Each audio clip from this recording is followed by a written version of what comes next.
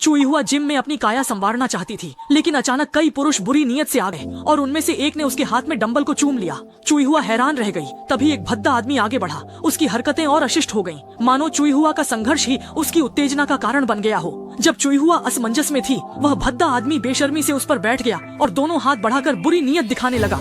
ठीक इसी नाजुक मौके पर एक फुटबॉल सही निशाने पर उस भद्दे आदमी के सिर पर लगी। इसके तुरंत बाद जिम के मालिक ने वे यान से वहां आकर अपनी मौजूदगी दर्ज कराई। उस भद्दे आदमी ने यह देखा तो डरने के बजाय उल्टा जिम की मालकिन से अजीबोगरीब मांग कर डाली, उसके साथ एक रोमांटिक प्रेम कहानी शुरू करने की। इस अचानक आई बेहुदा अनुरोध के सामने मालकिन शांत और निर्णायक नजर आई।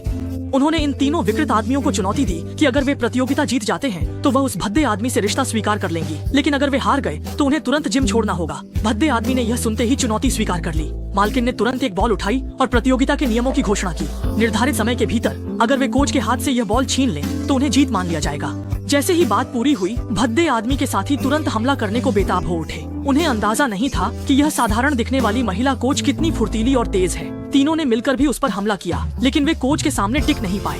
कुछ ही पलों में कोच ने इन तीनों को बुरी तरह हरा दिया और वे बुरी तरह घायल और शर्मिंदा हो गए। हालात बिगड़ते देख भद्दे आदमी ने समझदारी दिखाते हुए भागने का फैसला किया और इस तमाशे का अंत कर दिया।